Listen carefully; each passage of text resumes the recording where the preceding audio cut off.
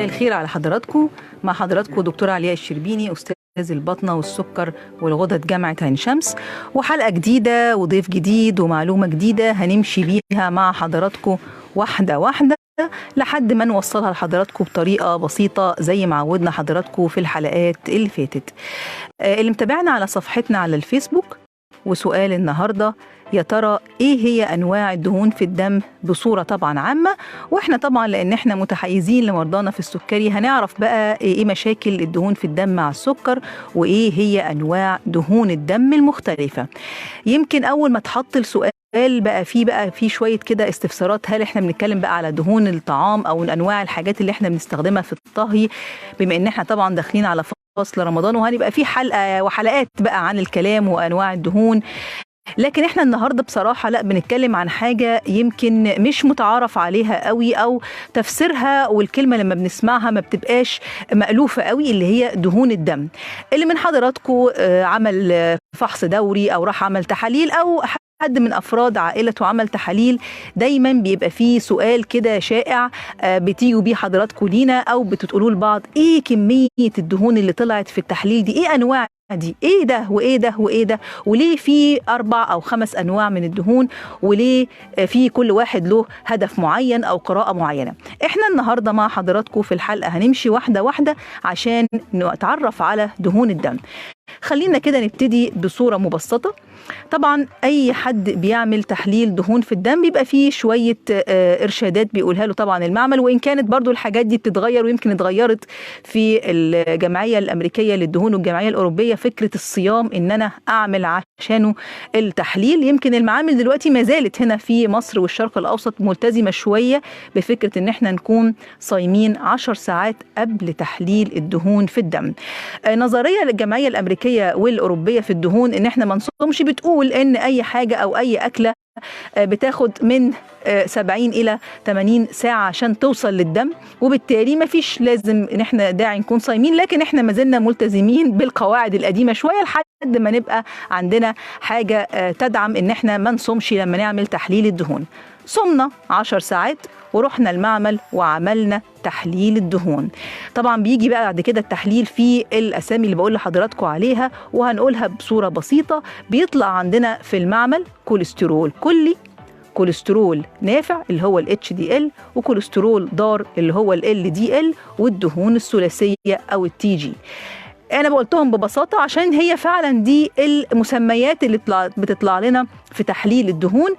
واحدة واحدة كده هنعرف ايه هي الانواع الدهون دي. زي ما قلت كده بصورة عامة، انا عندي كوليسترول كلي، عندي دهون ضارة اللي هو الجزء بنسميه قليل الكثافة اللي هو ال LDL اللي هو الكوليسترول الضار، اللي دايما عينينا وعين حضراتكم عليه واحنا بنعمل التحاليل، لان هو ده زي ما هنشوف في الجزء الثاني من الحلقة هو ده قائد شعلة المشاكل كلها، هو ده السبب في اغلب مشاكل الاوعية والشرايين الدموية بالذات مع السكري.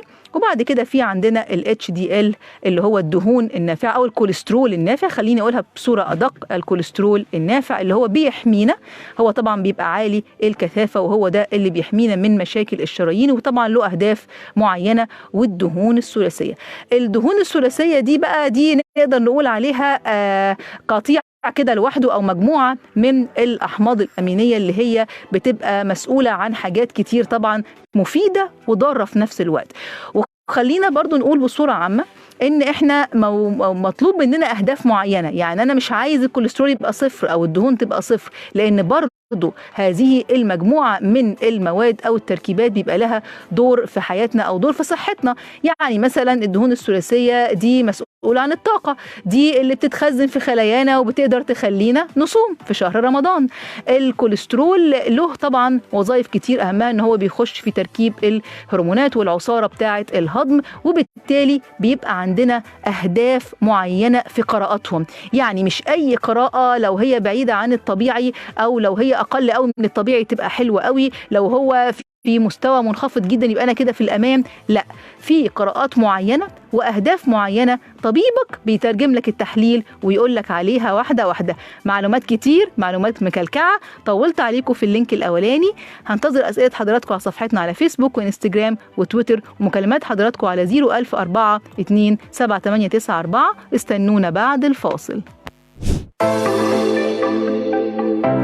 ورجعنا لكم بعد الفاصل. دكتورة علياء الشربيني، تسعينات اف ام، وحلقة خاصة عن دهون الدم. احنا النهاردة بنتكلم عن الدهون في الدم.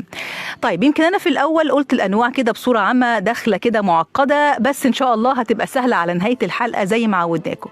خليني بقى اقول لكم في اللينك التاني حاجة مهمة جدا، يمكن قلناها قبل كده بس هنقولها بصورة مكررة بطريقة مختلفة شوية. مين الناس اللي تروح المعمل وتطلب تعمل تحليل الدهون؟ زي ما قلنا دايما احنا الوقاية خير من العلاج.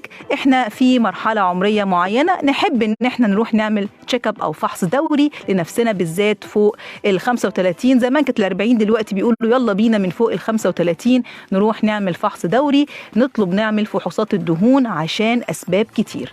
ايه هي؟ إجابة السؤال ده في كلمة مهمة جدا. إيه هي أسباب لخبطة الدهون؟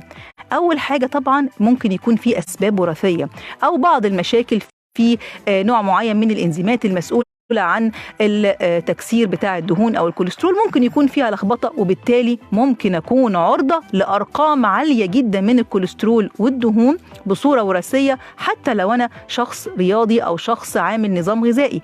يبقى أول حاجة الفحص الدوري في المرحلة من أول 35 سنة، عشان طبعا لو في قابلية وراثية. الناس اللي عندهم زيادة في الوزن أو الناس اللي بيعانوا من لخبطة في الوزن ولخبطة في الأكل، ووزنه شوية بيزيد، بيلخبط في الأكل، مش منظم، لازم برضو يروح يعمل فحص على الكوليسترول. بقى احنا هنتكلم على دهون الدم بأنواعها كلها، اللي هي فحص دهون الدم، أو بيطلق عليه ليبيد بروفايل، اللي هو مكتوب في المعامل بصورة بسيطة، اللي هي فحص دهون الدم اللي بتشمل الكوليسترول بأنواعه والدهون الثلاثية. كذلك اي حد بقى بيتابع حاجه بصوره مزمنه مهم جدا، زي مريض السكري، زي مريض الضغط، مريض القلب والاوعيه الدمويه. يمكن الضيف في الجزء الثاني من الحلقه هيكلمنا بقى عن اهداف مرضانا في هذه القراءات لما نيجي نستلم التحليل ونترجمه. برضو فئه معينه جدا اللي مهمه جدا، الناس اللي خدت ادويه لفترات معينه فيها كورتيزون، او السيدات اللي بياخدوا حبوب منع الحمل. برضو الفئه دي مهم جدا ان هي تفحص مستوى الكوليسترول في الدم عشان تعرف هي فين، هل هي مستوياتها في الأمان، هل أنا عندي لخبطة وبالتالي أنا محتاج أتوجه للطبيب المعالج أو الطبيب الاستشاري عشان أعرف رأيه، هل أنا لازم أبتدي أعمل نظام دوائي ولا هاخد نظام تحفظي. وهنا هقف عند حاجة مهمة جدا، يمكن دي هتبقى هي أهم حاجة بنطلع بيها إن شاء الله في نهاية الحلقة، إن كل مجموعة وكل شخص لما بيجي بالتحليل بتاعه بيبقى القرار بتاعه مختلف عن الشخص التاني. أيوة، يعني ممكن يكون حتى أب وابنه، أم وبنتها، الاتنين عملوا التحاليل، قراءاتهم ممكن تكون متقاربة بس القرار مختلف. يعني إيه؟ يعني كل شخص زي ما قلنا من أول حلقات البرنامج بيبقى له القرار المتفصل ليه مش لغيره. يعني هضرب مثال بسيط ويمكن ده حضراتكم في الآخر هتفهموا أنا قصدي إيه. لو بنوتة صغيرة 35 سنة ما عندهاش أي عوامل خطورة، وبس عندها في العيلة كوليسترول، سمعت إن عندها كوليسترول وراحت عملت التحليل ولقت التحليل فيه شوية لخبطة، ورجعت للطبيب وقال لها هديكي فرصة 3 شهور تنظمي أكلك أو تظبطي أكلك. هتقول له ليه؟ ده أنا ماما بتيجي لحضرتك وبتاخد علاج. هيقول لها أهداف حضرتك مختلفة عن أهداف ماما. هتقول له ماما بتعالج سكر. قال لها شفتي؟ هنا في نوع من أنواع الاختلاف. يعني إيه؟ يعني كل شخص بالباكج بتاعته بيبقى له هدف معين وقراءة معين، عشان ما نتخضش. ما يجيش واحد شاب راح عمل التحليل، ايه ده انا الدنيا عندي ملخبطة خالص، انا رايح اخد من العلاج بتاع بابا او العلاج بتاع والدتي. لا، ما ينفعش. كل مرحلة عمرية، كل شخص بالبروتوكول بتاعه، بالكوكتيل المصاحب ليه، بيبقى له أهداف معينة. احنا بنقول نعمل فحوصات دورية مش عشان نتخض، عشان نعرف احنا فين وايه الأهداف بتاعتنا ونوصل لها ازاي. يمكن دي كانت أهم معلومة عايزة أقولها لكم في الفاصل، وإن شاء الله بقى دي قبل الفاصل، لأن احنا حاليا إن شاء الله بإذن الله في انتظار الضيف اللي هينورنا في الجزء الثاني من الحلقة، دكتور شريف الطوخي. دكتور شريف الطوخي استشاري ومدرس القلب والأوعية الدموية جامعة عين شمس، هيكلمنا بقى بالتفاصيل عن مشاكل الدهون والسكري وإزاي نعالجها ونبعد عنها. استنونا بعد الفاصل.